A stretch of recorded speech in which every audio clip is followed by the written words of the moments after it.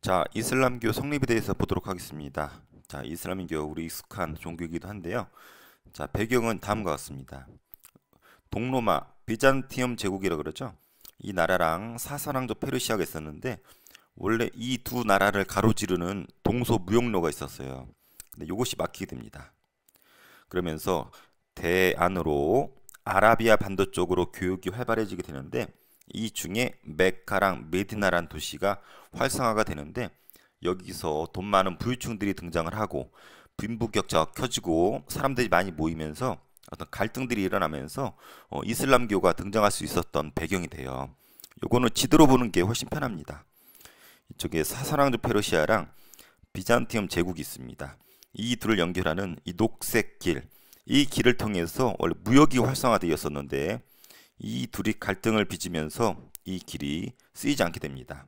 그러면서 대체적으로 쓰이는 길이 이 길이에요. 이렇게 해서 메카를 지나 메디나를 통해서 무역을 하게 됩니다. 그러면서 메카나 메디나 이런 도시들이 급성장을 하게 되는데 이 아라비아 반도에서 이러한 무역이 활성화가 되면서 이슬람교가 성립될 수 있었던 배경이 됩니다. 그 중에 메카의 상인이었었던 무함마드가 이슬람교를 창시했다고 합니다. 기록에 의하면 무함마드는 동굴에서 기도를 하고 있었는데 가브리엘이라고 하는 천사가 나타나서 알라의 계시를 전달해서 창시된 종교가 이슬람교라고 합니다. 그 알라의 계시를 정리한 경전을 쿠란이라고 합니다. 그리고 창시자 무함마드의 말과 행동을 정리한 것을 하디스라고 하는데 이 두 경전은 아랍어로 되어 있고 이슬람교를 대표하는 경전이 되겠습니다. 특히 쿠란은 그들의 종교적인 생활뿐만 아니라 일반 생활까지도 영향을 끼치는 것으로 유명하죠. 그들의 대표적인 교리의 세 가지만 보면 이렇게 됩니다. 우상 숭배를 금지한다. 이 우상이란 말은 신처럼 숭배의 대상이 되는 물건이나 사람을 말해요. 유일신 알라 자체를 숭배를 해야지 그것을 대체할 수 있는 물건이나 사람 이런 것을 숭배하지 말라는 거죠. 그리고 신은 알라 이외에는 있지 않습니다. 알라만 믿게 되어 있고 그리고 무엇보다 인간 평등을 부르짖습니다. 특히 평등을 얘기하면서 메카에 있던 부유층들, 귀족들이 마음에 들지 않겠죠. 그래서 이 종교를 창시한 무함마드랑 이슬람교를 탄압하게 됐는데 이 무함마드가 이 박해를 피해서 메카에서 메디나로 이동하게 되는데 이 계기를 이슬람교에서는 되게 중요시해요. 그래서 이것을 헤지라라고 표현을 하면서 이슬람 사람들, 이슬람 세계에서 날짜를 따지는 시작이 이 헤지라라고 합니다. 그래서 헤지라라는 단어를 꼭 기억해야 되고 이 메디나로 이동을 했었던 무함마드는 다시 새를 키워서 메카를 다시 정복하게 됩니다.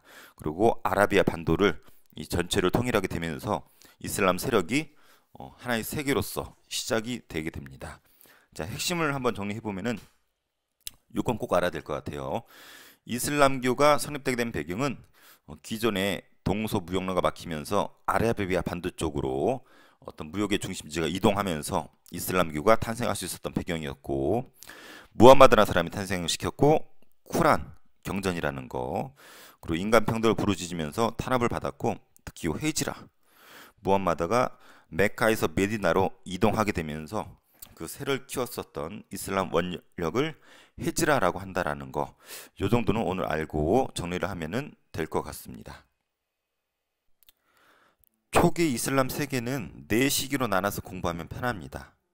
무함마드 시기, 정통 칼리프 시대, 우마이야 왕조, 아바스 왕조, 무정우와 나중에 뭐 암기하는 법도 따로 정리해 주겠지만 일단 요 네 시기를 구별해서 시험 문제 출제된다는 것을 기본적으로 알고 있으면 될 것 같아요. 창시자 무함마드 시대예요. 뭐 요거는 우리 앞서 했기 때문에 생략하도록 할게요. 자, 두 번째 정통 칼리프 시대입니다. 무함마드가 죽고 칼리프라는 것을 선출합니다. 칼리프. 칼리프는 이제 무함마드 죽었기 때문에 그 친척들을 중심으로 칼리프, 계승자를 뽑게 됩니다. 그래서 칼리프를 이때는 선출이에요. 선출. 여러분 반장 뽑는 것처럼 선출하는 건데 무함마드의 계승자라는 의미도 있지만은 정치 종교적인 지도자, 최고 권력자를 칼리프라고 합니다. 나중에는 종교적인 대표자로서의 역할로만 하게 되지만 초기에는 정치적, 종교적 권력을 가졌던 최고 권력자를 칼리프라고 하게 되고 1대에서 4대까지 선출이 됩니다. 근데 문제가 요 4대의 칼리프였던 알리가 암살됩니다. 그러면서 왕조로 넘어가게 되는데, 일단 정통 칼리프 시대 때는 사사왕족 페르시아 있죠. 옆에 나오는 요 사사왕족 페르시아를 정복하게 되고 여기서 이슬람교가 많이 확산이 됩니다. 이슬람교가 우리가 좀 오해하고 있는 부분인데, 강압적으로 종교를 개종시키거나 했었다는 걸로 오해할 수가 있지만 아니에요. 이슬람교로 개종을 하면은 세금 감면 혜택이 있었기 때문에 자발적으로 개종을 했었던 부분이 있고, 이러한 부분이 이슬람교가 확산되는데 큰 영향을 끼치게 됩니다. 근데 문제가 생겼어요. 여기 4대 칼리프 알리가 암살되면서 우마이야 왕조가 들어서게 됩니다. 이때 내분이 벌어집니다. 알리가 죽었을 때 알리도 이제 무함마드의 친척이거든요. 그래서 무함마드의 핏줄만 칼리프가 할 수 있다는 세력과, 아니다, 왜 무함마드 핏줄만 가능하느냐, 능력과 자질만 있으면 누구나 가능하다라고 하는 순위파가 나눠지게 되는데, 요 계기가 되는 것이 이 우마이야 왕조가 들어서면서예요. 우마이야 왕조는 굳이 알리의 후손이나 무함마드 후손처럼 핏줄이 아니더라도 칼리프가 될 수 있다라는 주장을 하면서 우마이야 왕조가 들어서게 되었거든요. 그래서 여기에 반발하면서 요 시아파가 등장하면서 이슬람 세계는 두 개로 쪼개지게 되고, 시아파는 지금도 있어요. 지금 이란을 대표하는 일부 극히 소수 국가들이 있지만 시아파 이슬람교도 있다라는 부분 상식적으로 알아주기 바랍니다. 우마이야 왕조에서는 특이한 것이 최대 영토를 차지하게 됩니다. 유럽과 아프리카랑 아시아 세 대륙에 이른 최대 영토를 차지하게 되고 수도를 다마스쿠스로 이동하게 됩니다. 그리고 얘네들은 특이하게 민족을 차별했어요.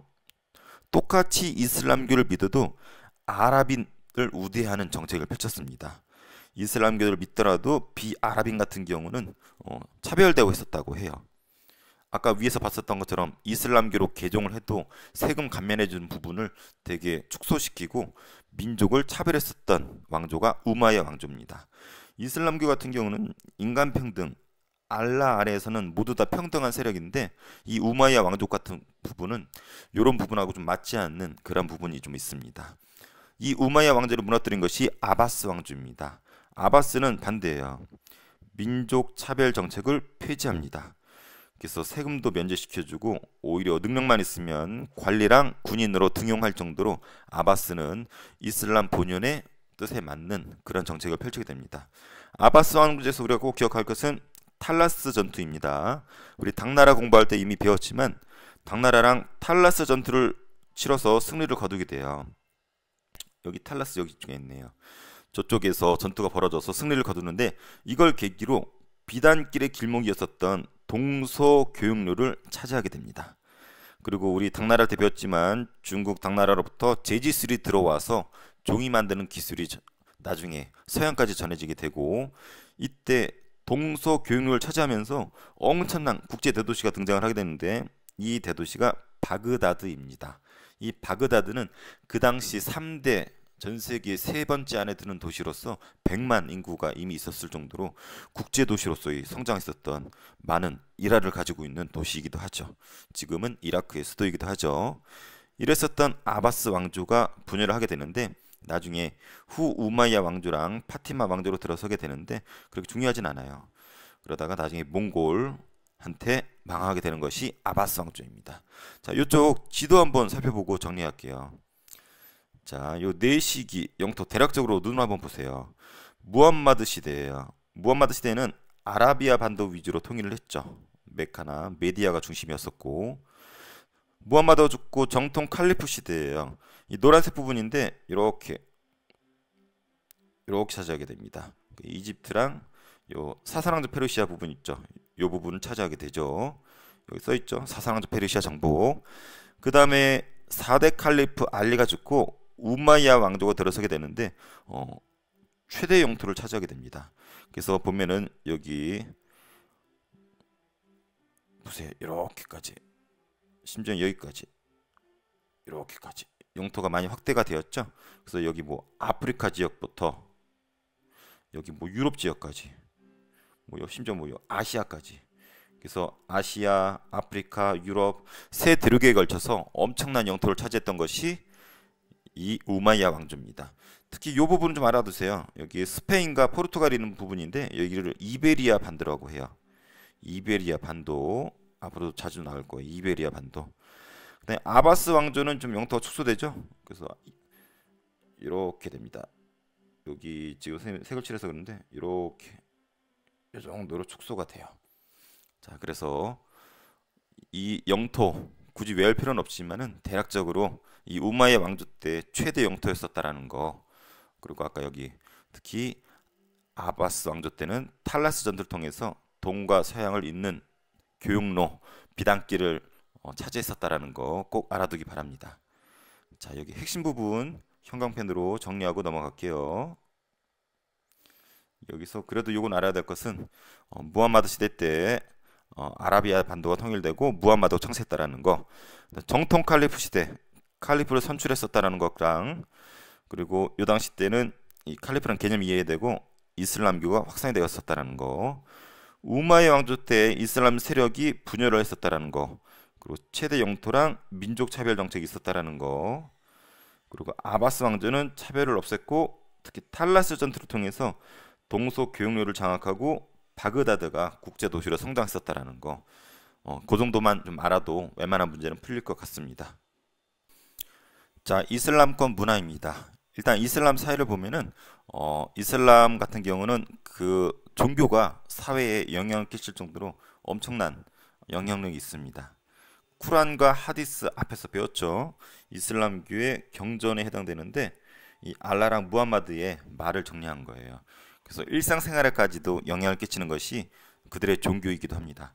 이 이슬람 세계에서는 오행이라고 해가지고 5가지를 해야 할 의미가 있대요.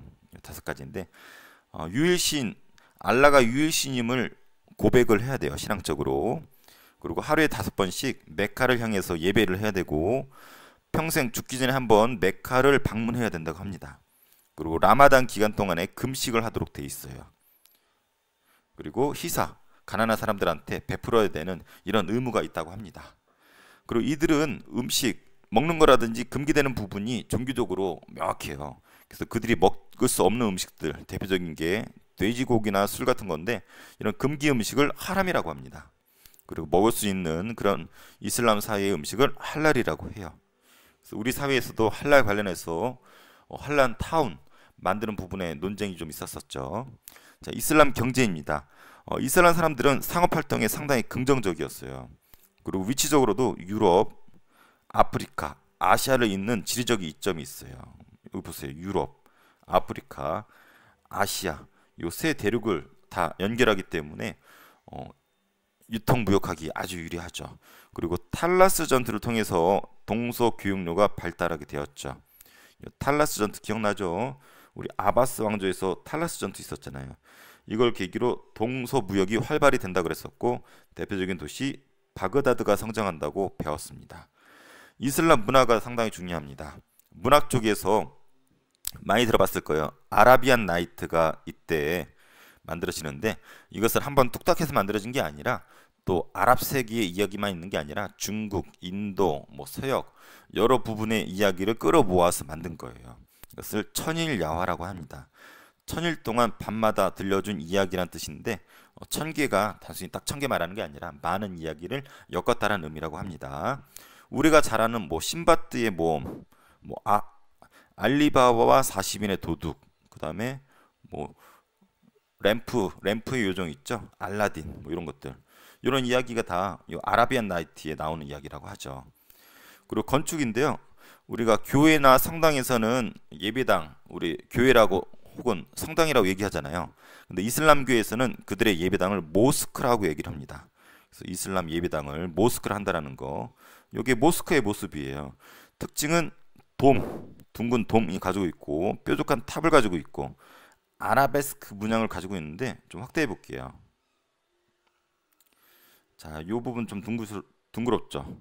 이 둥근 부분을 돔이라고 합니다. 그리고 뾰족한 첨탑은 이 부분 말하는 거예요. 좀 미사일 같은 부분.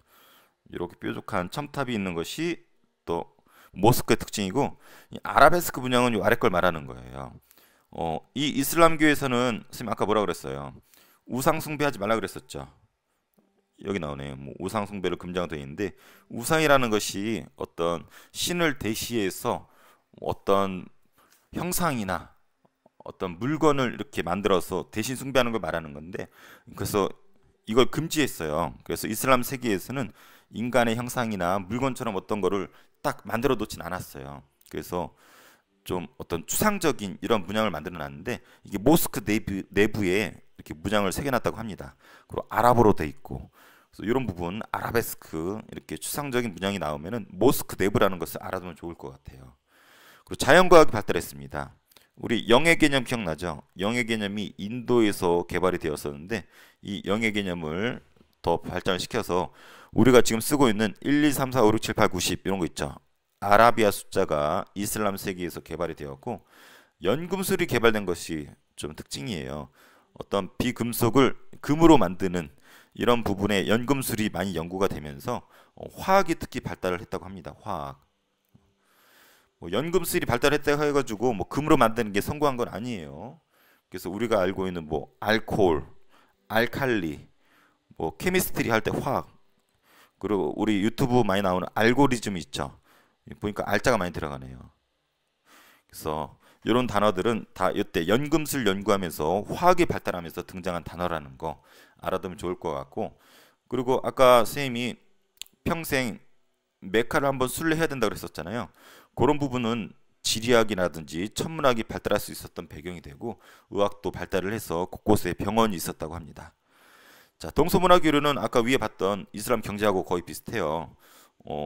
특히 탈라스 전투 같은 경우를 통해서 동서무역이 활발해지면서 이슬람 세계로 중국에서 제지법이나 나침반이나 화약이 들어오게 됩니다. 그래서 위에 봤던 이러한 이슬람의 자연과학과 더불어서 이런 부분이 유럽에 전파가 됩니다. 그래서 우리가 뒤에 배울 유럽의 근대과학의 발달에 영향을 줄 수 있었던 이유가 이 이슬람 세계가 지리적인 요충지랑 이런 부분을 중국으로부터 받아왔기 때문에 가능한 부분이었습니다. 그래서 오늘 배운 부분 핵심 한번 보도록 할게요. 그래서 이 부분은 그래도 꼭 알아야 될 것이, 이슬람 사회에 종교가 일상생활에 영향을 끼쳤다. 그리고 이슬람 경제에서는 뭐 이런 이점 때문에 특히 탈라스 전투를 계기로 동서 교역이 활발해졌고 바그다드가 성장했었다라는 거. 이슬람 문학에서는 아라비안 나이트, 천일 야화, 그리고 예배당 모스크의 특징 좀 알아두면 좋을 것 같고, 자연과학이 발달했었다라는 거 요거는 좀 알아야 될 것 같습니다. 그래서 이슬람의 과학 지식이 중국에서 전파된 것과 함께 유럽에 전파되어서 유럽에 도움이 되었다. 이 정도는 알면 좋을 것 같습니다. 자, 중세 서유럽의 형성 부분입니다. 이 부분은 게르만족의 이동을 이해해야 되는데요. 우리가 앞서 동로마, 서로마 쪼개지는 것까지 배웠을 거예요. 이쪽에 서로마, 동로마인데 이 북쪽에서 게르만족이 이동을 해오게 됩니다. 게르만족이 이동을 해오게 되는 계기는 이 또 다른 동북쪽에 훈족이라고 있었어요. 우리 중국사 할 때는 흉노족이라고 들어봤을 텐데, 이 훈족이 치고 내려오면서 게르만족도 연쇄적으로 치고 내려옵니다. 이미 소로마 곳곳에 이 게르만족들이 경비를 맡고 있었는데, 이 게르만족의 침입에 소로마는 대응하지 못하고 망하게 됩니다. 동로마는 이걸 막아내면서 1000년이 넘도록 유지가 되었던 나라가 동로마 혹은 비잔티움 제국이라고 하죠. 오늘 주목할 부분은 이 서로마 지역입니다. 그래서 게르만족이 이동, 훈족이 이동해 오면서 게르만족이 연쇄적으로 이동을 합니다. 그러면서 서로마 제국이 망하게 되는데, 이때를 우리가 우리 중세 기사 들어봤죠? 기사가 등장하는 시기가 이 중세 시작이에요. 그리고 서로마에 여러 게르만족들이 나라를 세우게 되는데, 그 중에서 우리가 꼭 기억해야 될 나라가 프랑크 왕국입니다. 이 나라가 길게 유지가 돼요.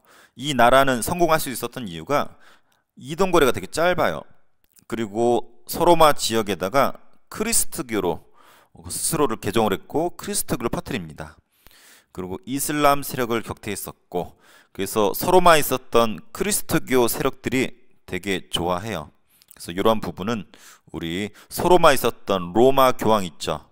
로마 교황의 눈을 하트로 만들 정도로 그들의 입장이 되게 좋았었죠. 그래서 우리가 꼭 기억해야 될 황제 카롤루스 대제라는 사람은 꼭 기억해야 됩니다. 전성기를 구가했던 황제예요. 대제라는 표현 자체가 업적이 엄청난 황제라는 뜻이죠. 황제. 그래서 이 사람의 업적은 꼭 기억해줘야 되는데 옛 소로마 영토를 다 회복을 합니다. 그리고 곳곳에 크리스트교, 십자가 그린 거예요. 십자가를 퍼뜨리고 그리고 궁궐이라든지 수도원 등지에 학교를 세워서 학문과 문학 발전을 기여를 합니다. 참고로 이 게르만족은 제대로 읽고 쓰지도 못할 정도로 솔직히 좀 무식한 그런 민족이었는데 이 카롤루스 대제는 게르만족 같지가 않아요. 학문과 문화를 발전시키기 위해서 여러 학교를 세웠고 무엇보다도 이 부분은 꼭 기억해 주세요.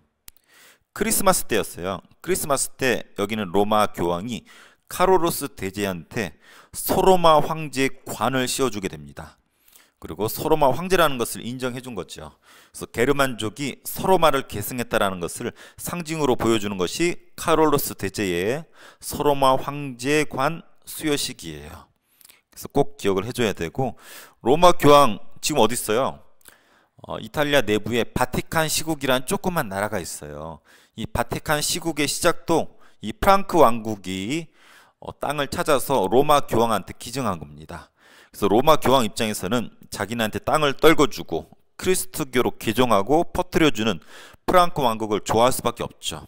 그래서 로마 교황 현재 바티칸 시국은 이때 프랑크 왕국이 준 거라는 거 상식적으로 알아두기 바랍니다.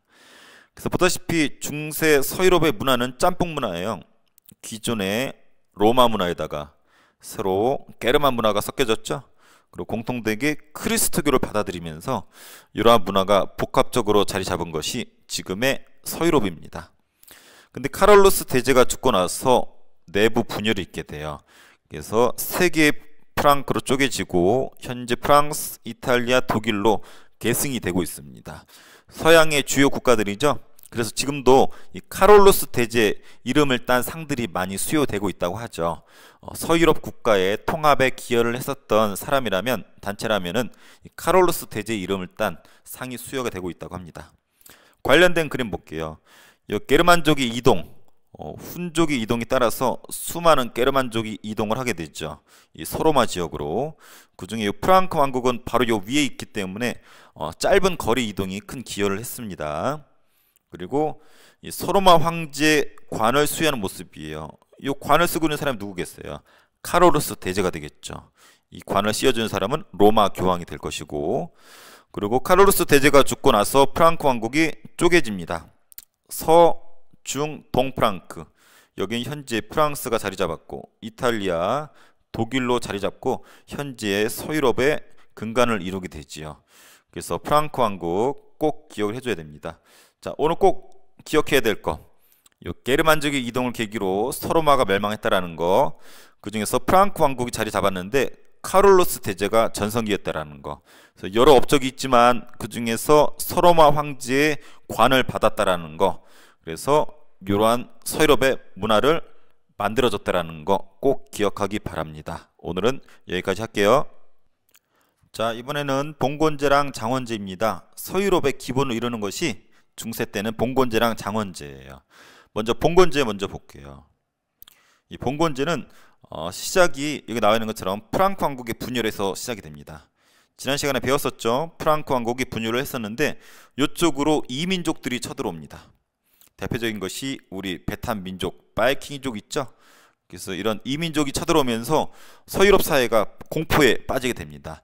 그러면서 이런 주종 관계가 형성이 돼요. 주군이라고 하는 주인은 봉신한테 토지를 두게 돼 있어요. 그럼 봉신은 토지를 받은 대가로 충성을 맹세하면서 서로 땅을 주고 충성을 맹세하는 이러한 주인 종의 관계가 형성이 되는데 이것을 봉건제라고 해요. 이들은 계약에 의해서 성립되기 때문에 쌍무적 계약 관계라고 하는데 우리 중국사 할 때 주나라 기억나요? 주나라에도 봉건제가 있었잖아요. 그래서 서양의 계약 관계라면은 이 중국은 혈연에 의한 혈연적 관계였었다라고 선생님 강조했었을 거예요. 그래서 중국의 주나라랑 서양의 봉건제의 차이점 꼭 알아두기 바라고 이 봉건제를 제대로 이해하려면 이 그림을 이해해야 됩니다. 여기 보면 주군이 봉신한테 땅을 주잖아요. 토지를.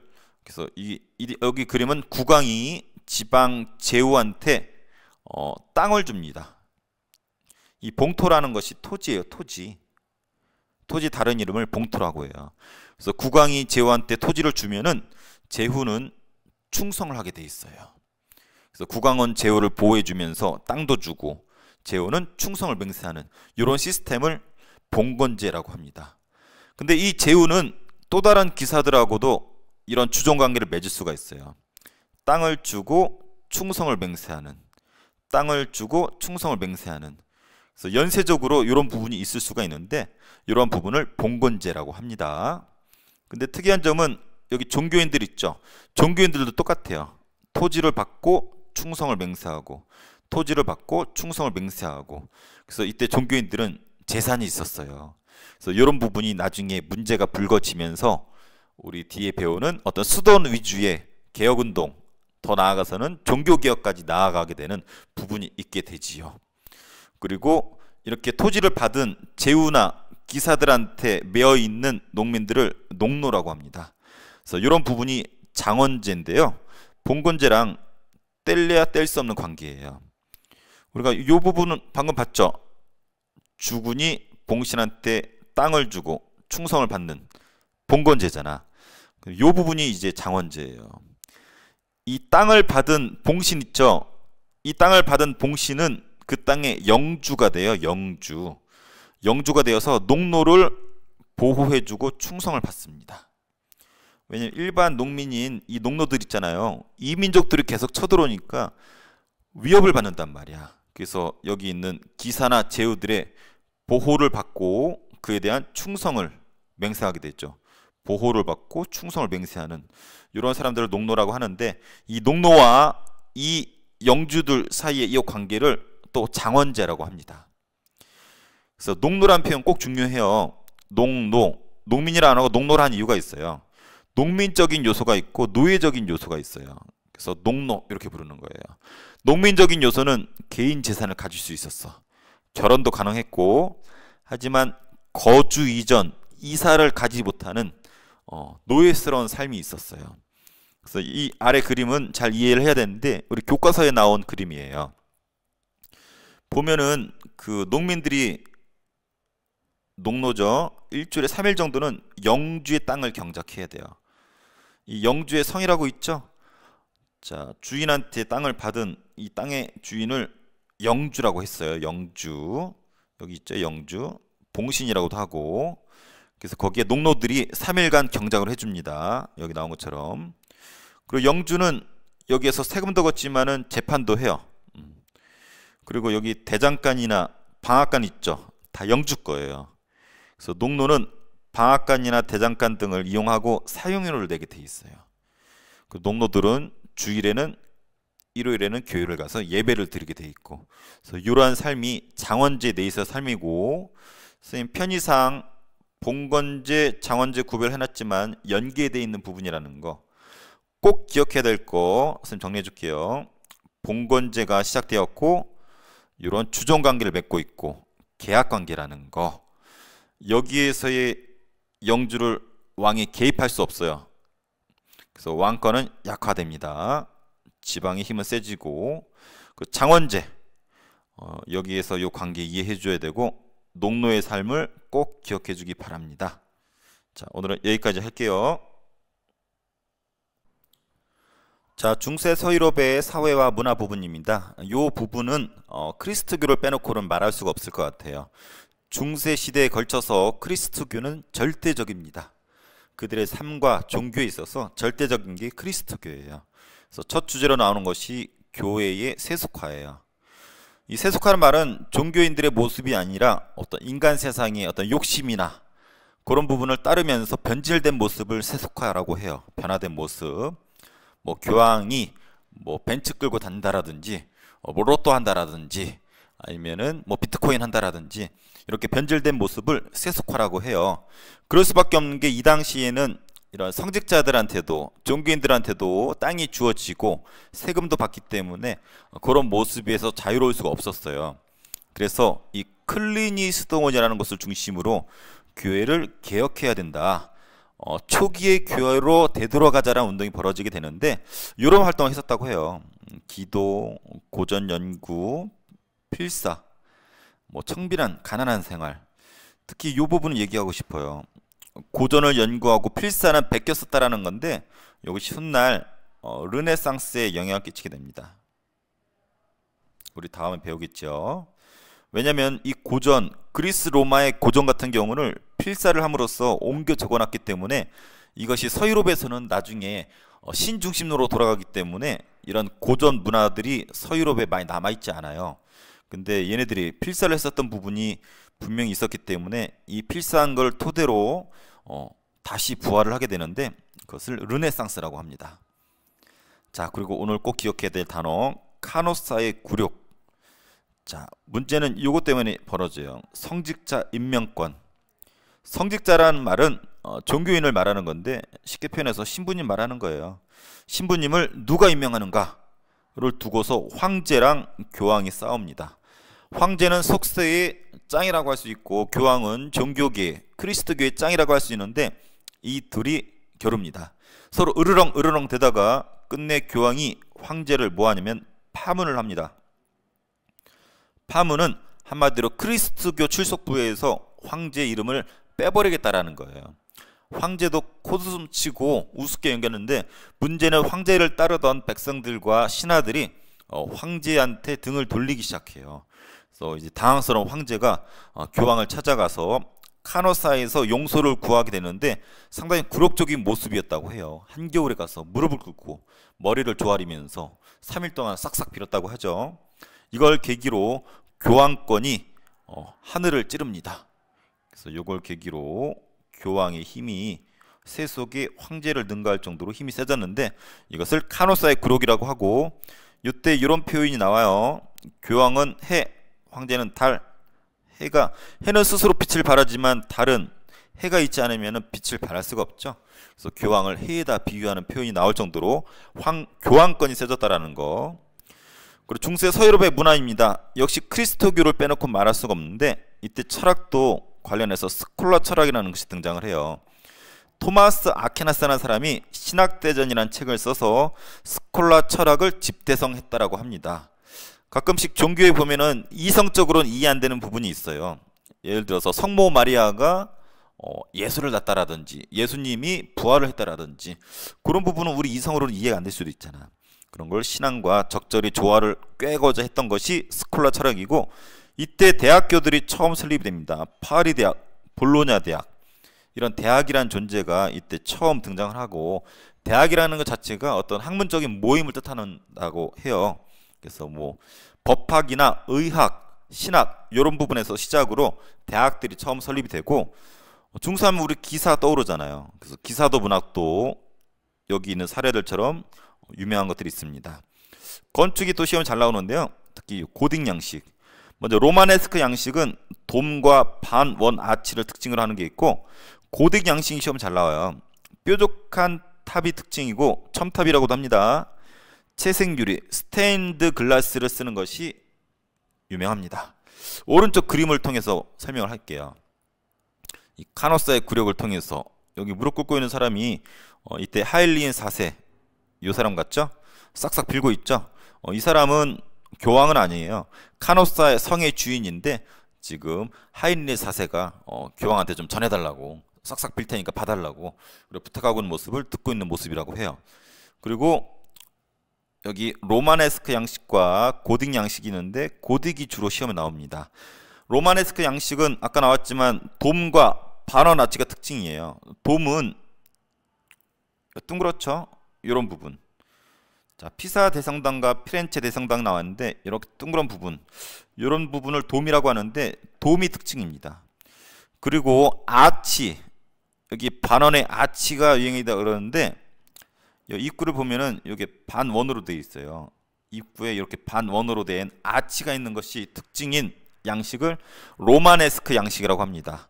고딕 양식은 뾰족해요. 이렇게 뾰족해. 뾰족하면 고딕 양식이야. 고딕이란 표현이 좋은 표현은 아니지만 이렇게 뾰족하게 한 이유가 위에 있는 하느님의 똥구멍을 찌르겠다라는 거예요. 그래서 하느님의 똥구멍까지 맞닿을 정도로 하느님을 향한 사랑, 염원을 건축물에 담은 것을 고딕 양식 중에서 이 뾰족한 탑, 첨탑이라고 하죠. 이런 걸 특징으로 합니다. 그리고 문제는 여기 유리가 있어요. 유리는 요 위에 볼까요? 여기 생유리를 썼어요. 생유리. 보다시피 색이 있고 스테인드 글라스라고도 하죠. 스테인드 글라스를 썼다라는 게 특징입니다. 그리고 아치 같은 경우 여기는 뾰족해요. 여기 뭐든지 다 뾰족해. 그래서 스테인드 글라스, 그리고 뾰족한 첨탑, 뾰족한 아치, 이런 걸 특징으로 하는 거, 고딕 양식이라는 것을 꼭 알아뒀으면 좋겠어요. 자, 여기서 핵심적인 것만 정리하고 넘어가도록 하겠습니다. 자, 중세 교회에서는 클리니 스도원을 중심으로 개혁운동 했었다라는 거랑 요 카노사의 굴욕은 꼭 알아두기 바랍니다. 황제랑 교황이 맞붙었는데 황제가 용서를 구하면서 교황권이 강화되었다라는 거. 중세 서유럽의 문화에서는 스콜라 철학, 대학, 기사도 문학이 있었고 건축에서는 고딕 양식의 특징을 꼭 알아두기 바랍니다. 특히 여기는 사진과 관련지어서 특히 사르트르 대성당이라든지 쾰른, 피사 대성당 이런 거 정도는 알아두면은 웬만한 문제는 다 맞출 수 있을 것 같아요.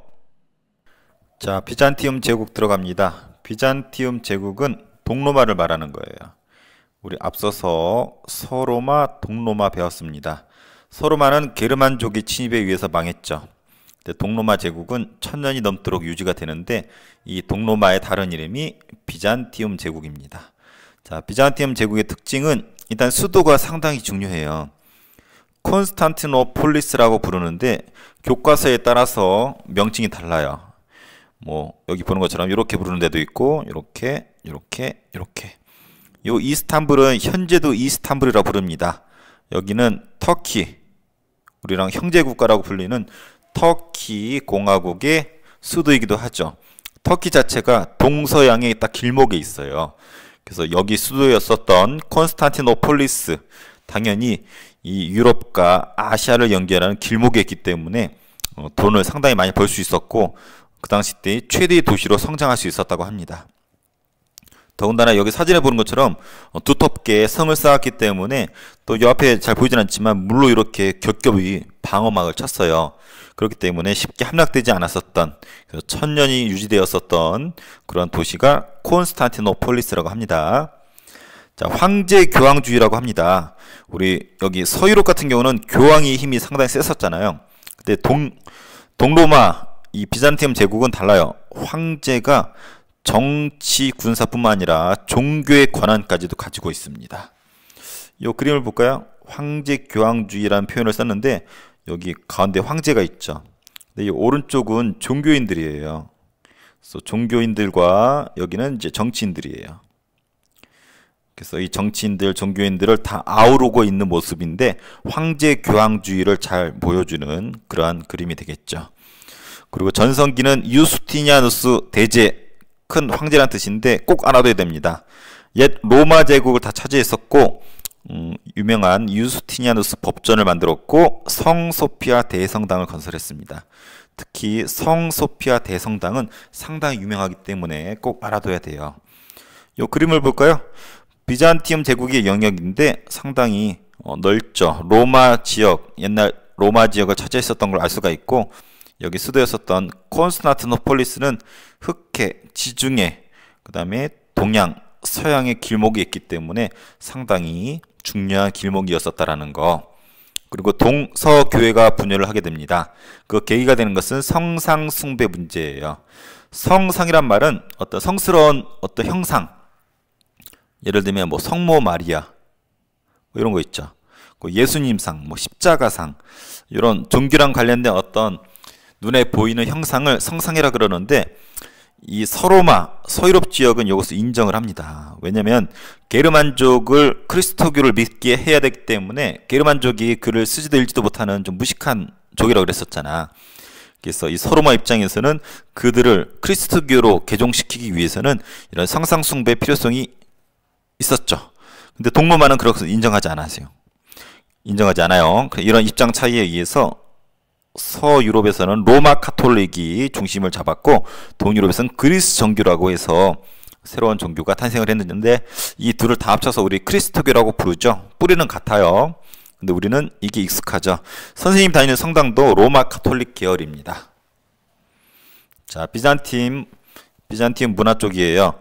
여기는 복합적인 문화예요. 그리스 정교라는 종교, 그 다음에 기존의 그리스 로마 문화, 헬레니즘 문화가 섞인 문화이고 여기서 우리가 기억할 건 요겁니다. 그리스 로마 고전 문화를 보존하고 연구했어요. 이 그리스 로마 고전 문화의 특징이 우리 앞서 배운 것처럼 인간 중심적이었잖아요.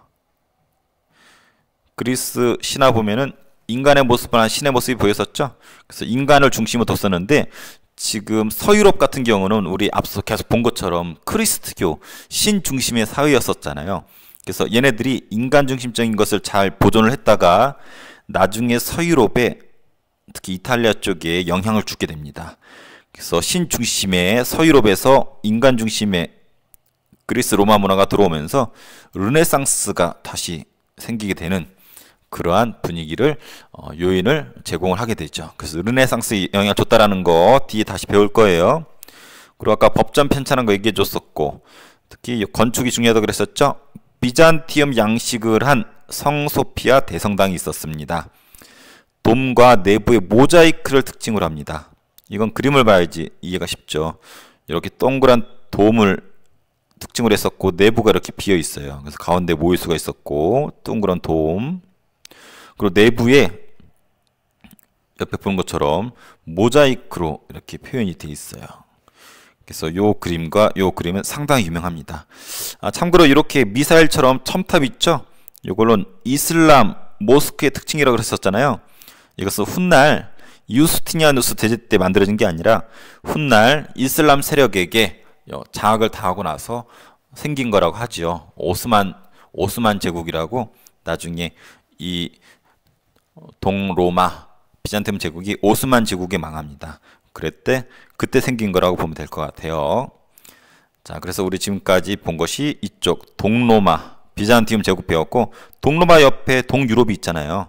그래서 동유럽 쪽에 이 비잔티움 제국의 영향이 가게 되는데 특히 슬라브족에 영향을 주게 됩니다. 그래서 슬라브 문화권이라고도 하고 그중 키예프 공국이라는 게 생겼고 나중에 러시아로 이렇게 영향을 계승이 되게 되죠. 그래서 우리 지금 현재 비잔티움 제국 배웠는데 꼭 짚어야 될 거 형광펜으로 칠하고 넘어갈게요. 수도가 콘스탄티노플리스였다라는 거. 그래서 교역로에 위치했었고 황제 교황제라고 해서 황제가 모든 종교 권한까지 가졌었고 유스티니아누스 대제 꼭 기억해야 되고 이 성소피아 대성당과 법전 유명합니다. 그리고 동서 교회는 성상 숭배 문제로 갈라졌고 로마 카톨릭과 그리스 정교로 나눠진다라는 거. 비잔티움 문화에서는 그리스 로마 고전 문화가 잘 보존이 돼서 르네상스에 영향을 끼쳤고 성소피아 성당이 돔과 모자이크가 발달한 비잔티움 양식이었었다라는 거 꼭 기억해 주기 바랍니다. 자, 오늘은 십자군 전쟁과 그 영향에 대해서 배워볼 겁니다. 십자군 전쟁 우리 영화 속에서 많이 봤었는데 한마디로 크리스트교 세력과 이슬람 세력이 맞붙은 거예요. 자, 한번 대략적으로 그림을 그려볼게요. 이렇게 여기 서유럽, 여기는 비잔틴 제국, 여기 서유럽이라 쓸게요. 여기 새롭게 셀주크 튀르크라고 하는 이슬람 국가가 등장을 합니다. 근데 이 셀주크 튀르크가 이쪽에 예루살렘이란 곳이 있어요. 이 예루살렘 지금도 있어요. 들어봤을 거예요. 근데 이 예루살렘은 이 크리스트교 세력에서도 아주 중요한 지역이고 이슬람 세력에서도 아주 중요한 지역이에요. 근데 이 지역을 셀주크 투르크라고 하는 이슬람 세력이 차지를 하면서 이 비잔틴 제국과 셀주크 투르크 사이에 갈등이 일어나게 됩니다. 그래서 여기에서 요 비잔틴 황제랑 셀주크 투르크랑 갈등이 있게 되는데 요 갈등을 계기로 비잔틴 제국 황제가 도움을 요청합니다. 누구한테 도움을 요청하냐면 서유럽의 교황한테 도움을 요청하게 돼요. 그래서 교황이 회의를 열어서 요 서유럽 사람들의 호응을 받으면서 전쟁이 시작이 됩니다. 총 8차례에 걸쳐서 200여 년간 진행이 된 이 전쟁을 십자군 전쟁이라고 합니다. 처음에는 종교적인 목적도 강했지만 뒤로 갈수록 상업적인 목적으로 변질돼요. 변질. 예를 들어 볼까요? 1차 때 같은 경우는 예루살렘을 탈환할 정도로 열정도 있었고 종교적인 목적에 부합했어요. 하지만 4차 때는 콘스탄티노폴리스, 여기는 셀주크 투르크가 아니라 비잔틴 제국의 수도잖아요. 그래서 도움을 요청한 콘스탄티노폴리스를 점령할 정도로 변질되었다는 것을 단적으로 보여주죠. 그러면서 실패를 하게 됩니다. 이 결과가 상당히 중요하고 시험에 잘 나옵니다. 전쟁에 참여했던 이 세력들은 실패했기 때문에 다 몰락을 해버려요. 상대적으로 왕권은 세집니다. 그리고 경제적으로 지중해를 통해서 전쟁이 벌어지기 때문에 동서를 왔다 갔다 하는 경우가 많아지면서 지중해 무역이 발달하게 됩니다. 대표적인 도시가 이탈리아입니다. 이탈리아의 베네치아, 제네바 등 이런 이탈리아의 도시들이 급부상하게 되죠. 그리고 상공업, 도시, 장원재가 분가되는 거 뒷부분에 나와요. 또 봉건사회가 붕괴되고 요 사람들의 붕괴가 이 봉건사회 붕괴랑 같은 말이죠. 그리고 새로운 문화, 동쪽에 있는 새로운 문화가 유입이 됩니다. 특히 비잔티움의 문화가 들어오게 되는데 이때 비잔티움이 가지고 있었던 그리스 로마 고전이 들어오게 되면서 이따 우리 나중에 보게 될 르네상스의 배경이 되기도 합니다. 자, 이 클레르몽 공회에는 교황이 십자군 전쟁을 참여하자라고 설득하는 장면이고 십자군 전쟁 전개도예요. 여기 아까 4차 볼까요? 4차 보니까 파란색인데 콘스탄티노폴리스를 공격하죠. 그래서 도움을 요청한 곳을 공격하는 부분도 있고, 근데 1차 때만 하더라도 여기 예루살렘을 공격해서 차지할 정도로 순수하고 나름대로의 종교적인 목적에 부합을 했었어요. 하지만 변질되었다라는 거. 자, 여기 제목 한번 볼까요? 도시 발달, 장원 해체, 중앙집권 국가의 등장. 이런 부분은 이 십자군 전쟁 이후에 벌어지는 중세 유럽 사회의 변화를 단적으로 보여주는 거예요. 십자군 전쟁의 영향이라고 해도 무방할 것 같아요. 먼저 도시가 성장합니다. 그 이유가 농업이 발달을 해요. 그래서 생산량이 증가했고 또 지중해 무역 아까 발달한다고 그랬었죠. 그래서 이런 부분 때문에 도시가 성장하게 됩니다. 구체적으로는 이렇게 보여요. 북유럽 쪽에 한자 동맹이라고 해서 도시들끼리 동맹을 맺어서 무역을 주도했고, 자, 원래 도시는 영주의 영향하에 있었는데 점차 자치권을 획득하게 됩니다. 그래서 이런 표현도 있었대요. 도시의 공기는 자유를 가져다 준다. 그래서 도시에서 1년 하고 하루가 더 있으면은 자유를 얻을 수 있을 정도로 자치권을 얻는 표현을 단적으로 표현한 것이 되겠어요. 이 오른쪽 그림이 자치권을 얻는 그림이에요. 그리고 상인이나 수공업자들이 많아지게 되는데 이들의 동업조합인 길드가 결성이 되었다라는 거. 지금으로 치면 조합, 농협, 축협, 수협 이런 것과 성격이 비슷하다고 볼 수도 있을 것 같아요. 그리고 중세 봉건제 사회에서 중요했었던 장원이 해체됩니다. 그 이유는 화폐가 많이 쓰이게 돼요. 그래서 영주들도 이 농노로부터 어떤 현물, 어떤 곡식을 받기보다는 화폐로 받는 것으로 바뀌게 되고 아예 돈을 받고 농노를 해방시키는 경우도 생기고, 또 이때 흑사병, 쥐나 벼룩 등을 통해서 페스트균이 전염이 되는데 이로 인해서 유럽 인구가 3분의 1이 줄어들었대요. 그래서 인원이 적은 농민의 지위가 향상되는 부분이 있었고, 이런 분위기를 감지하지 못한 어떤 시대 뒤처적인 탄압이 있으면은 농민들이 또 봉기를 했었다고 합니다. 와트 타일러의 난, 자크리의 난 이런 것들이 있습니다. 그래서 이런 걸 겪고 결과 농노가 이탈을 하고 장원이 해체됩니다. 여기서 이탈한 농노 같은 경우는 어디로 가겠어요? 도시로 흘러 들어가겠죠. 그리고 중앙집권 국가가 등장합니다. 요 단어부터 표현을 해줄게요. 중앙, 가운데 누가 있겠어요? 왕이 있죠. 그래서 권력이 집중됐다. 왕한테 권력이 집중되면 왕권 강화가 되겠죠. 그래서 중앙집권이라는 표현과 왕권 강화 똑같은 표현입니다. 그 배경 아까도 나왔었어요. 영주가 몰락하고 기사계급도 몰락합니다. 이런 것들에 의해서. 반면에 도시에 가면은 상인, 상공업자들, 시민들 많죠. 이 사람들이 누굴 지원하냐면 왕을 지원해줘요. 그래서 왕한테 금전적인 지원을 해주면서 여기 나와 있는 것처럼 관료제, 상비군 이런 것들이 편성이 되게 돼요. 관료제는 관리예요. 월급 받으면서 왕 아래에서 충성하는 관리고, 상비군도 군대인데 상비, 항상 준비되어 있는 군대란 뜻이에요. 그래서 왕을 중심으로 관리랑 군대가 항상 준비가 돼 있어요. 왕권 강화를 보여주는 부분이고, 이러한 부분의 돈을 이런 상공업자들, 상공 시민들이 지원을 해준다라는 부분, 시대적인 특징을 잘 보여줍니다. 그리고 큰 전쟁이 벌어져요. 백년전쟁, 장미전쟁. 공통점은 왕위 계승 문제예요. 프랑스에서 왕위가 끊겼는데 여기에 영국이 개입을 합니다. 그래서 전쟁이 벌어지는데, 우리 잘 아는 것처럼 짠다르크의 이 여성이죠. 이 여성의 활약 덕분에 프랑스가 열세에 있던 것을 우세적으로 전쟁을 승리로 이끌게 되고, 장미전쟁은 영국 내부에서 전쟁이에요. 랭커스터 가문과 요크 가문. 근데 이 두 가문의 공통점이 장미를 자기 가문의 상징으로 사용하고 있는 가문이에요. 그래서 장미전쟁이라고 합니다. 근데 이 두 개가 왜 왕권 강화에 영향을 줬을까요? 자, 백년전쟁. 나라와 나라가 전쟁을 하잖아요. 그럼 왕이 있겠죠. 그럼 둘이 전쟁을 하면 아무리 못난 왕이라도 사람들이 왕을 중심으로 움직일 수밖에 없어요. 지금 외적과 맞서 싸워야 되기 때문에 아무리 못난 왕이라도 왕한테 힘을 실어줍니다. 그래서 왕권이 강화가 되겠죠. 장미전쟁. 귀족과 귀족이 싸우죠. 어쩔 수 없이 자기들끼리 힘이 약해지잖아. 그럼 상대적으로 왕과 상대적으로 대척점이 있었던 왕의 힘이 세질 수밖에 없죠.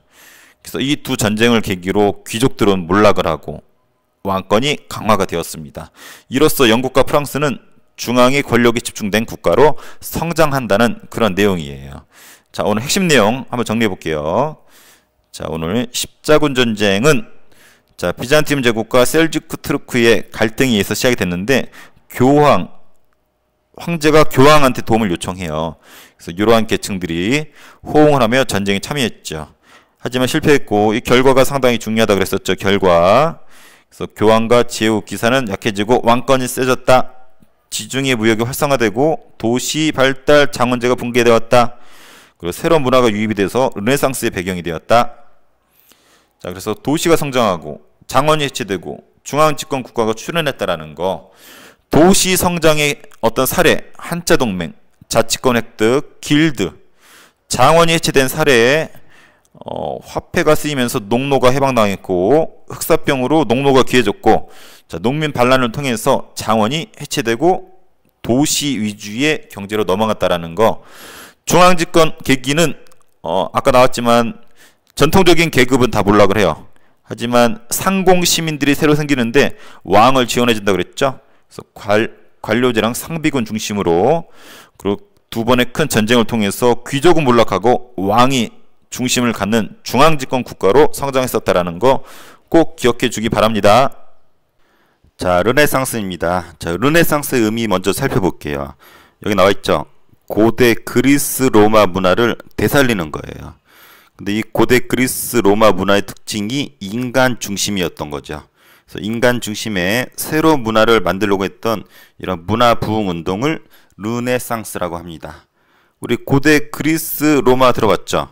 그리고 최근에 여기 중세 배웠었는데, 고대에서 중세로 넘어오면서 큰 특징이, 고대 같은 경우는 사람, 인간을 중심에 놨는데 중세 같은 경우는 신을 중심에 둡니다. 그래서 여기서 인간을 고려하지 않았어요. 그래서 중세 말기가 되면은 다시 인간을 중심으로 놓는 것을 부활시키고자 했는데, 이 움직임을 우리는 르네상스라고 합니다. 르네상스의 그 어떤 근본적인 철학을 인문주의라고 표현을 해요. 신 중심이었던 세계관을 인간 중심으로 놨었던 이런 흐름을 말합니다. 그래서 르네상스나 인문주의나 같은 말이라고 보면 될 것 같아요. 르네상스의 시작은 이탈리아에서 시작이 되었습니다. 그 다음에 여기 알프스 이북의 북쪽의 르네상스랑 구별해서 공부를 해줘야 되는데요. 이탈리아에서 르네상스가 일어날 수 있었던 배경이 상당히 중요해요. 이 지역은 당연히 그리스 로마 문화가 잘 보존이 되어 있겠죠. 로마가 시작이 되었으니까. 그리고 우리 십자가 전쟁 할 때 배웠을 거예요. 십자가 전쟁의 영향 중에 하나가 지중해 무역이 발달해서 이탈리아가 경제적으로 번영한다고 배웠습니다. 그래서 뭐 베네치아, 뭐 제노바, 피렌체 이런 도시들이 급성장하면서 부를 축적하게 돼요.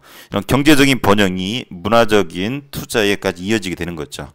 그리고 우리 비잔티움 제국할 때 배웠어요. 여기 학자들이 활발하게 고전 문화를 연구하고 보존을 해서 다시 복구시켰다라는 거, 이런 부분 앞서 이미 몇 번 소개가 나왔습니다. 그래서 이 배경 부분은 상당히 중요해요. 그래서 내용 부분인데 이 미술 부분이 상당히 중요합니다. 문학에서는 뭐 데카메론, 우리 흑사병 들어봤죠? 흑사병을 피해서 피렌체란 도시에 10여 명의 남녀가 모여서 이야기를 나눈 것을 정리한 것이 데카메론이에요. 단테의 신곡 이런 거 있고, 마키아벨 군주론인데 군주라는 것은 왕이에요, 왕. 그래서 왕이 되기 위한, 또 왕이 갖춰야 될 어떤 소양에 대해서 쓴 책이고, 미술이 상당히 유명하지요. 레오나르도 다빈치는 너무나 유명하죠. 천재죠, 천재. 이 천재가 그린 모나리자. 그 다음에 미켈란젤로 다비드상, 천지창조. 보티칠레라는 사람이 비너스의 탄생, 봄. 라파엘로 성모상. 그래서 이런 인원들이 여러 가지 작품들 오른쪽에 나와 있는 거 살펴보도록 하고, 건축에서는 성 베드로 대성당이 르네상스 양식으로 유명하다고 합니다. 그다음 지동설이 이때 나오게 되는데요. 지구가 돈다란 뜻이에요. 반대되는 개념이 뭐 천동설이라고 볼 수 있겠죠. 천동설. 천동설은 지구가 있으면은 지구가 이렇게 네모나고 평평하고 태양이 지구 주위를 돈다라고 하는 이러한 개념이었는데, 전통적으로 천동설이 유행이었었죠. 근데 지동설은 반대예요. 태양이 있고 지구가 태양 주위를 돈다라는 이런 개념인데, 이 개념이 이 갈릴레이랑 코페르니쿠스에 의해서 증명이 됩니다. 그래서 기존의 세계관을 깨부셨던 것이 이 지동설이에요. 상당히 유명합니다. 알프스 이북의 르네상스입니다. 이쪽은 이탈리아의 르네상스랑 개념이 달라요. 사회나 교회에 상당히 비판적이었어요. 그리고 개혁적이었었고, 대표적인 사례가 여기 에라스무스의 우신예찬. 우신이란 말이 어리석은 신이란 뜻이에요. 어리석은 신이 자화자찬하면서 사회를 비판하는, 풍자하는 그런 내용이었었고, 토마스 모어의 유토피아. 이상향이라고도 하는데 존재하지 않는 이상적인 모습을 그렸는데 현실은 그에 따라가지 못하죠. 그래서 현실을 비판하는 그런 내용이었었고, 세르반테스의 돈키호테 기사가 나오죠. 우스꽝스러운 기사가 나오는데 그 당시 때 쓰러져 가는 기사의 모습을 잘 묘사하고 있다고 하죠. 그다음 미술에서는 농민의 춤, 농부의 결혼식 이런 것들이 있는데 그 당시 때 서민들, 농민들의 모습, 사람들의 모습을 그리고 있다는 게 특징이에요. 그리고 이것이 중요합니다. 구텐베르크라는 사람이 활판 인쇄술을 발명을 합니다. 그래서 그 전에는 책이 있으면은 책을 100개 썼죠. 100개 썼는데 책을 필사라 그래. 필사. 100개 쓰는 것을 필사했었을 때는 한 2달, 책 한 권 필사할 때 2달이 걸렸대요. 그런데 이 활판 인쇄술, 글자를 미리 금속으로 만들어 놓고 찍어내기만 하면 책이 만들어지는 거야. 이런 거 같은 경우는 일주일에 책 500권 정도를 만들 수 있다라고 우리 책에 소개가 되어 있어요. 그러니까 이 책이 대량으로 보급이 되죠. 그래서 책은 지식이잖아. 지식이 보급이 되고, 특히 성서가 우리가 알고 있는 성경책인데, 성경책은 예로부터 우리 신부님들만 차지할 수 있었어요. 신부님들이 읽고 사람들한테 전달하는 역할이었는데 독점했었던 부분이죠. 어떤 성경의 지식을 독점하는 부분이었었는데, 이 성서가 활판 인쇄술로 보급이 되면서 일반적인 많은 사람들이 성경의 내용을 접하면서 신부님한테 의지하지 않게 되죠. 그래서 이것은 뒷날 종교 개혁에 영향을 끼친다라는 거 우리 이따가 보게 될 거예요. 자, 오른쪽으로 르네상스 시기 작품이 소개가 되어 있습니다. 이 지도를 보면은 여기 이탈리아의 르네상스랑 알프스 이북 위쪽에 르네상스가 소개가 되어 있어요. 그래서 두 개로 나눠서 공부를 해야 되고, 알프스 이북 르네상스 딱 봐도 사람들이 주인공이죠. 사람들의 모습, 부부의 초상과 농부의 결혼식. 그래서 일반적인 사람들이 중심이 되었었다라는 거, 인간 중심적이었다라는 거. 이탈리아의 르네상스도 역시 보다시피 전부 다 사람이죠. 사람. 그래서 모나리자, 비너스의 탄생, 천지창조, 아테네 학당, 봄, 다비드상 등 우리가 역사를 배우지 않더라도 평상시에 봐왔었던 유명한 작품들이 이때 이탈리아에서 유행을 했습니다. 자, 정리할게요. 르네상스 개념 상당히 중요합니다. 고대 그리스 로마 문화의 인간 중심 문화를 되살리자는 운동이에요. 그 핵심 개념을 인문주의라고 합니다. 신 중심에서 인간 중심으로 되돌리려고 했었던 움직임. 이탈리아랑 알프스 이북을 구별해서 정리해줘야 돼요. 특히 이탈리아의 르네상스 요 배경 상당히 중요합니다. 그리고 요 미술 분야에서의 이런 사례들 유명하죠. 지동설이 나왔었고, 알프스 이북은 특징이 사회, 교회 비판적이었었고, 이런 부분 중에서 구텐베르크의 활판 인쇄술은 성서 보급에 도움이 되면서 종교 개혁에까지 영향을 줬었다라는 거 우리가 꼭 기억을 해야 될 것 같습니다. 자, 다음은 종교 개혁입니다. 종교 개혁은 우리 배웠었던 그 로마 카톨릭 있죠? 로마 카톨릭 교회가 세속화되고 부패했어요. 이 당시 때 거기에 반발하면서 나온 움직임을 종교 개혁이라고 합니다. 우리가 살펴볼 것이 이 루터의 종교 개혁이 대표적인데 그 시작은 이 면벌부 판매랑 관련되어 있습니다. 이 성 베드로 대성당을 증축, 더 추가로 짓는 부분이 있었는데 이때 모금을 했었대요. 그래서 여기에다가 돈을 넣으면은 땡그랑 소리가 날 거 아니야, 땡그랑.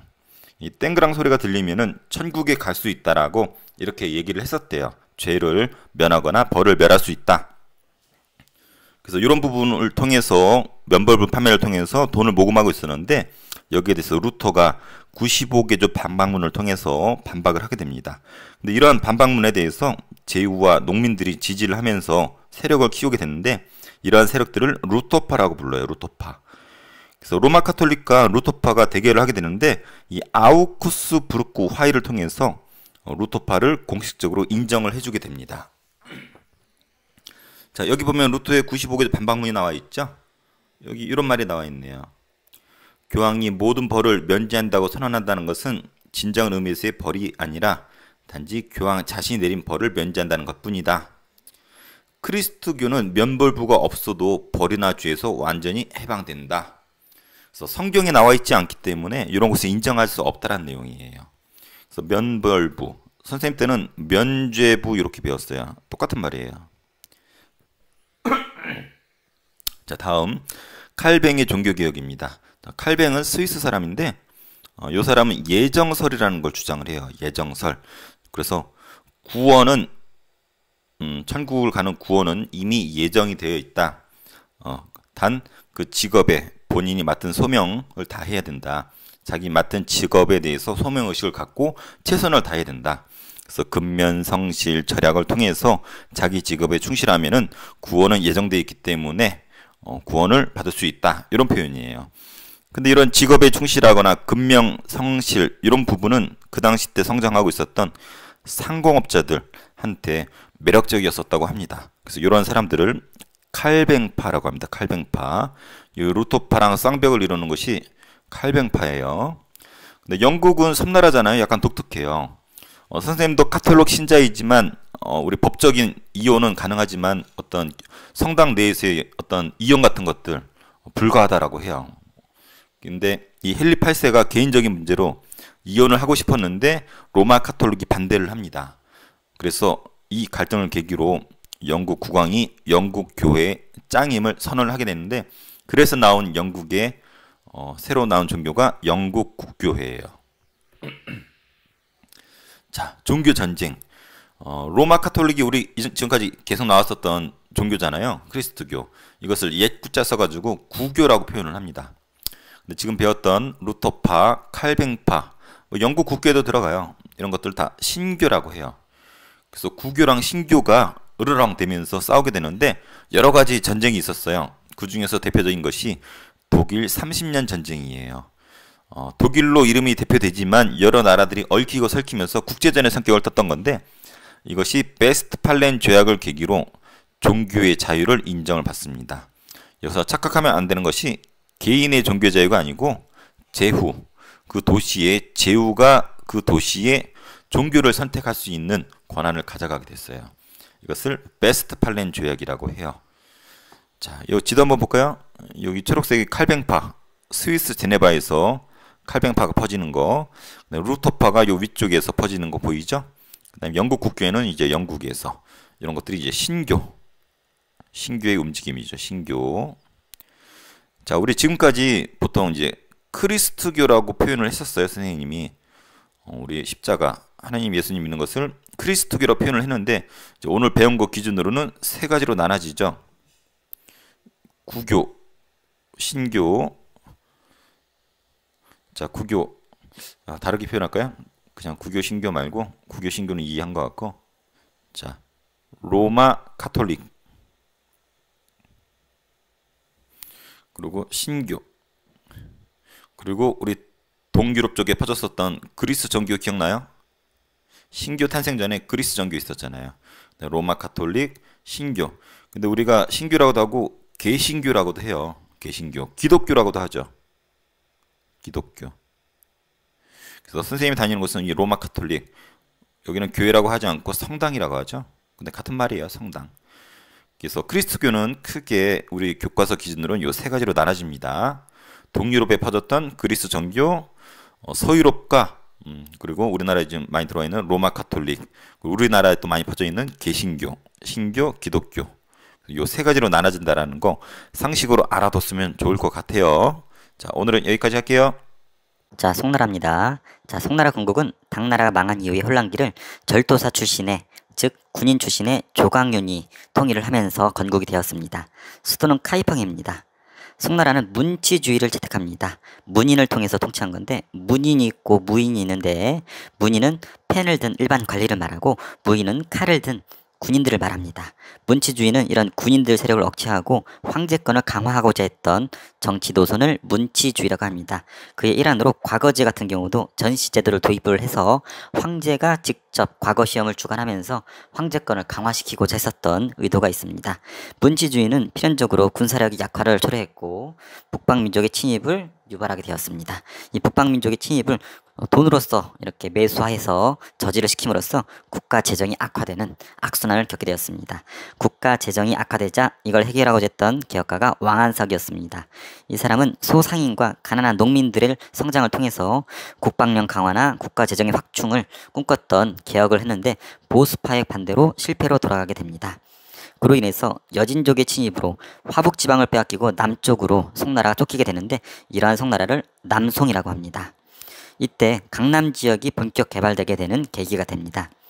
북방민족을 이해를 해야 되는데 중국 전통민족을 한족이라고 합니다. 이 한족 위쪽에 있었던 민족을 북방민족이라고 하는데 거란, 탕구투, 여진, 뒤에 몽골도 북방민족에 속합니다. 한족 같은 경우는 북쪽에 있었던 이런 북방민족을 오랑캐라고 해서 상당히 무시하고 멸시했었던 부분이 있습니다. 하지만 이들은 강력한 군사력으로 중국 일부 혹은 몽골 같은 경우는 전 지역을 다 차지하게 되는데요. 하지만 한족의 높은 문화 수준에 매몰돼서 본인들의 문화가 없어질까봐 고유 문자를 제정하거나 이중 통치 방식을 운영하는 등 나름대로의 문화를 보존하고자 노력을 하였습니다. 경제적으로는 강남 지방이 본격 개발이 되기 시작합니다. 이때 모내기법이 시작이 되는데 모내기법은 그 이전의 농법과 다르게 벼를 모판에 키운 다음에 논에다가 이식을 하는 방법입니다. 그래서 모판만 관리하면 되기 때문에 노동력이 상당히 절감이 되었고 모판을 키우는 동안에 이쪽 부분에는 벼를 키울 수 있기 때문에 벼, 보리를 동시에 키우는 이모작이 가능했습니다. 그리고 물건을 팔기 위해서 키우는 상품 작물 재배도 이때 이뤄지게 됩니다. 상공업도 발달이 되어서 교자라고 하는 지폐가 쓰였고 행과작이라고 하는 협동조합이 만들어지기도 했습니다. 해상교역이 발달을 해서 시박사라고 하는 기구가 설치되었고 문화적으로는 성리학이 발달하였습니다. 주자라는 사람이 만든 것으로서 인간의 본성과 우주 원리를 연구하는 유학의 일종입니다. 이 성리학을 연구하는 계층을 사대부라고 해서 송나라의 지배층을 이루게 됩니다. 송나라 때는 서민 문화가 발달했습니다.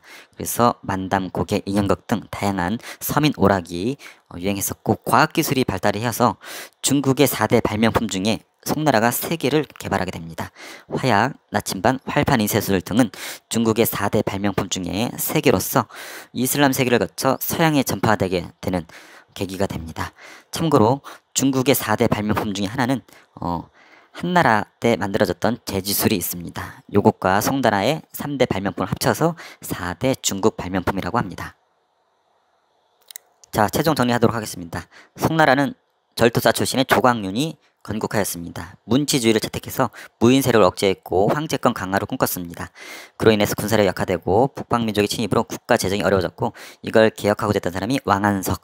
하지만 보수파의 반대로 실패했고 끝내 여진족의 침입으로 성이 강남으로 밀려나서 남성이 되었습니다. 하지만 강남 지역이 개발되었고 북방민족은 고유분자 재정이나 이중 통치 방식으로 중국의 일부 혹은 전 지역을 다스리기로 했었습니다.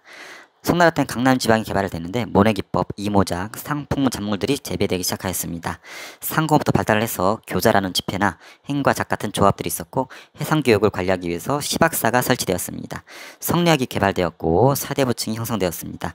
서민문화가 발달되었고 중국의 4대 발명품 중에 송의 3대 발명품 이 3가지가 이때 만들어졌고 서양에 전파가 되어서 서양 세력에 영향을 주게 되었습니다. 몽골 제국입니다. 태무친이라는 사람이 흩어져 있던 몽골 부족을 통일을 합니다. 그리고 태무친은 칭기즈칸으로 추대가 되는데 이 북방민족이 있어서 칸은 우두머리를 뜻합니다. 그래서 태무친이 칭기즈칸으로 추대가 되고 몽골 제국이 펼쳐집니다. 유럽과 아시아에 걸친 대제국이 형성이 되는데 이런 것을 유라시아 대륙이라고 합니다. 지도에 나와 있는 것처럼 전 세계에서 가장 많은 땅덩어리를 차지했던 제국이 몽골 제국입니다. 손자였던 쿠빌라이 칸이 원나라를 건국합니다. 수도를 베이징으로 하고 남쪽으로 쫓겨났던 남송을 정복합니다. 몽골 제일주의를 표방했습니다. 몽골인과 생목인만 대우를 하고 한인과 남인들은 차별을 했습니다. 요 구성표를 보는 것처럼 몽골인과 생목인 3% 되는 요들이 지배층이 되었고 한족과 남성에 있었던 한족 같은 경우는 피지배층으로 철저하게 차별 대우를 했습니다.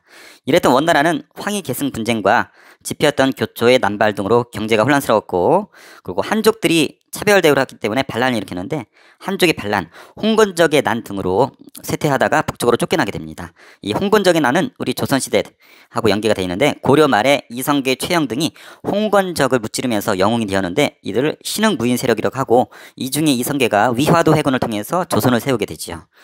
원나라의 경제입니다. 몽골은 역참제를 실시합니다. 워낙 넓은 대륙을 통치해야 되기 때문에 역참제가 효율적으로 운영되면서 효과적으로 통치를 할 수 있었다고 합니다. 백리마다 말을 갈아탈 수 있는 공간과 관리가 실 수 있는 숙소가 마련되었다고 합니다. 그리고 동서교역로가 확대된 것을 알 수가 있습니다. 유라시아 대륙이 하나로 통일이 되다 보니까 체계적으로 원나라의 관리하에 동서교역로가 개발이 됩니다. 초원길, 사막길, 바닷길. 초원길, 사막길, 바닷길.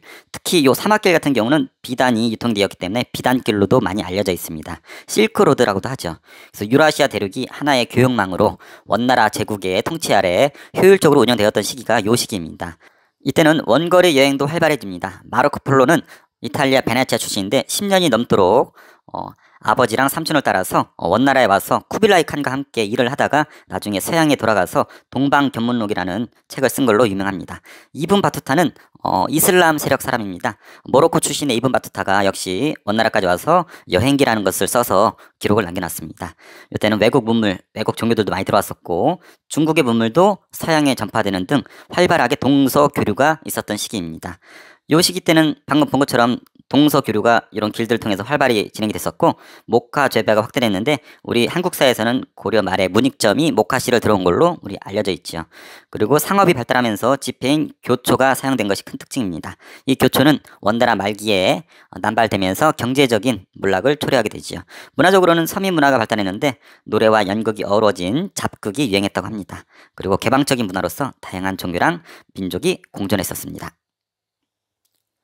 자, 최종 정리 갑니다. 몽골, 태무친이 몽골 제국을 통일하는데 징기즈칸으로 추대되었고 유럽과 아시아에 걸친 대제국을 건설합니다.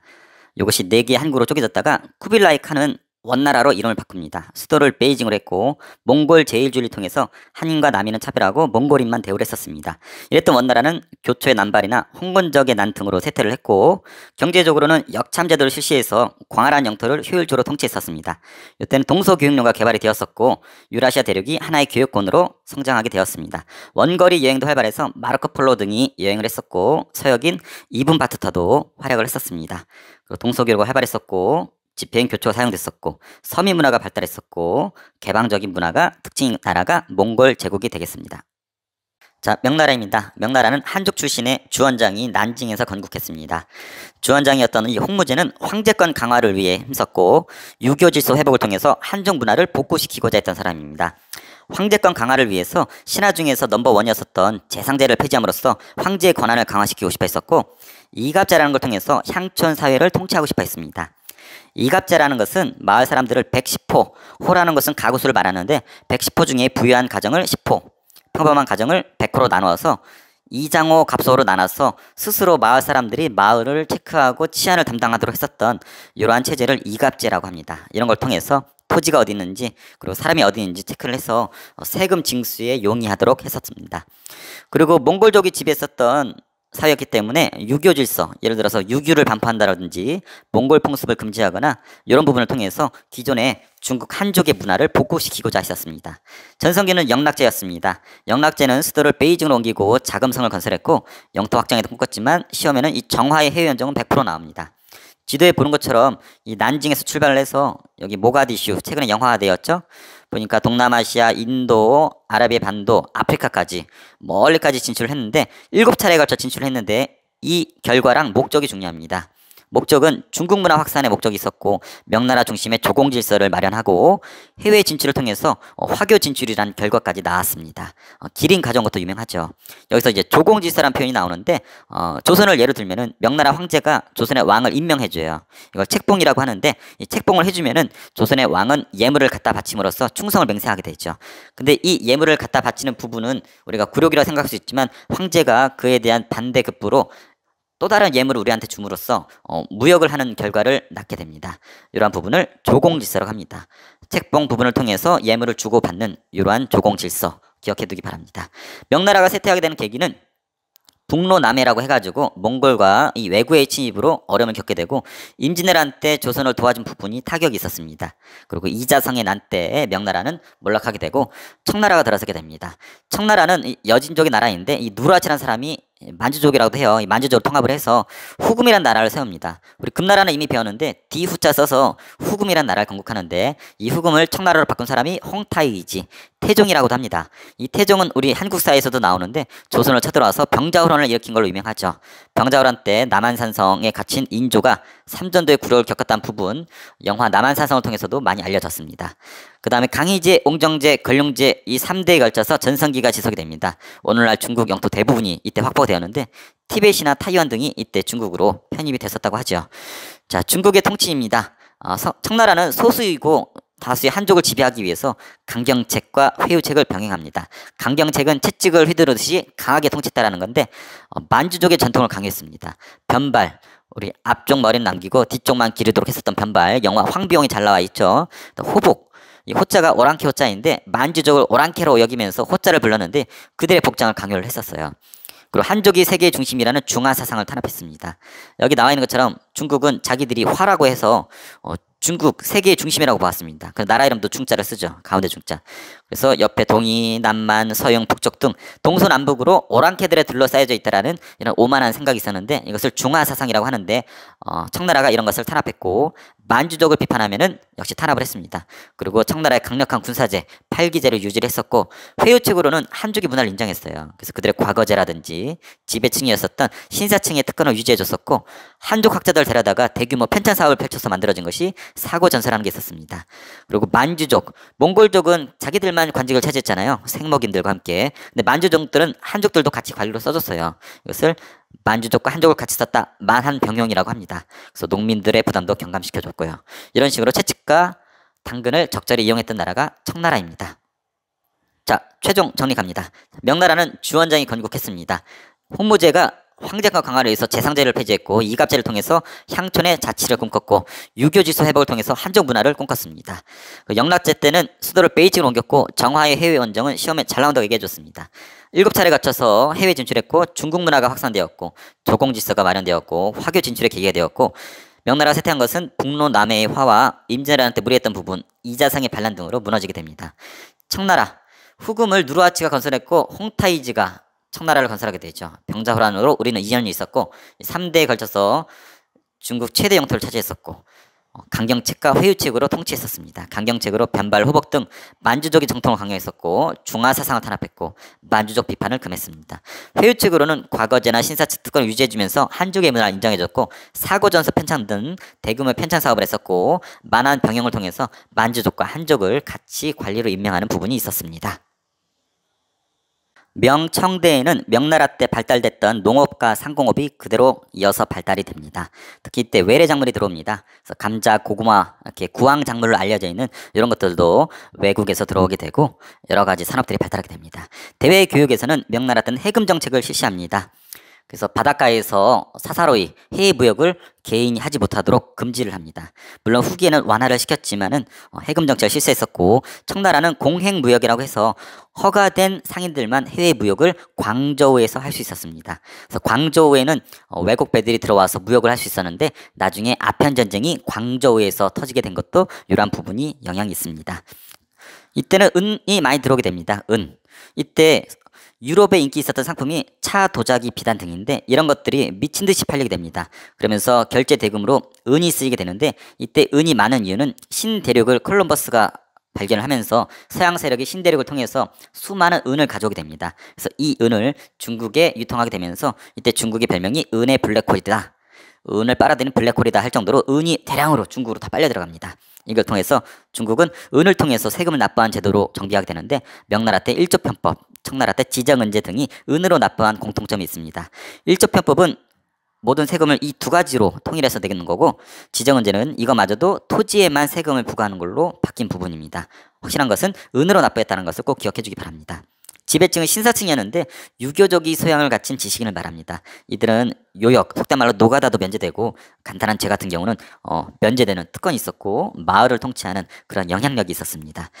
자, 문화로는 유교에서 명나라에서 양명학이 발달했습니다. 지행합일이라는 이론이 있는데 아는 것을 행하라. 그래서 실천을 강조하는 유학, 양명학이 유행했었고 청나라 때는 고증학, 실증적, 증거를 통해서 실증적으로 밝혀진 부분만 인정을 하는 연구가 고증학인데 청나라 때 유행을 했었습니다.